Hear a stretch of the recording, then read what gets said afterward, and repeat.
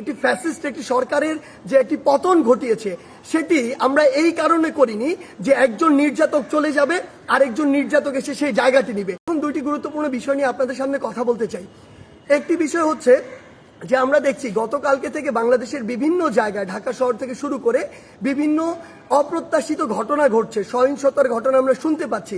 আমরা আপনাদেরকে স্পষ্ট করে বলতে চাই, এই যে বাংলাদেশের ছাত্র সমাজ একটি এত বড় আন্দোলন করেছে, একটি ফ্যাসিস্ট একটি সরকারের যে একটি পতন ঘটিয়েছে সেটি আমরা এই কারণে করিনি যে একজন নির্যাতক চলে যাবে আর একজন নির্যাতক এসে সেই জায়গাটি নিবে।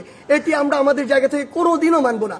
বরং এই যে নির্যাতনের যে প্রসেসটি রয়েছে, যে সিস্টেমটি রয়েছে, এই সিস্টেমটি ছাত্র সমাজ বা বর্তমান বাংলাদেশের যে প্রজন্ম তারা চায় না।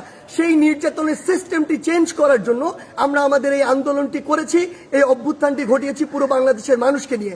সেই জায়গা থেকে বিভিন্ন রাজনৈতিক মতাদর্শ, সে বিরোধী মতাদর্শ হতে পারে কিংবা বিভিন্ন যে রাজনৈতিক মতাদর্শে যা ছাত্র সংগঠন বিভিন্ন রয়েছে, তাদের কথা বিভিন্নভাবে শোনা যাচ্ছে যে তারা প্রতিহিংসার বশবর্তী হয়ে এই বিভিন্ন ভাঙচুরগুলো চালাচ্ছে। আমরা স্পষ্ট করে বলে দিতে চাই, এই বাংলাদেশে এরকম যদি অন্যায় বা অপরাধ যেগুলো হচ্ছে এগুলোর অবশ্যই প্রত্যেকটির বিচার হবে। সেই জায়গা থেকে আমরা স্পষ্ট করি, আমরা কখনো আমাদের জায়গা থেকে এমন সহিংসতাগুলো সমর্থন করি না।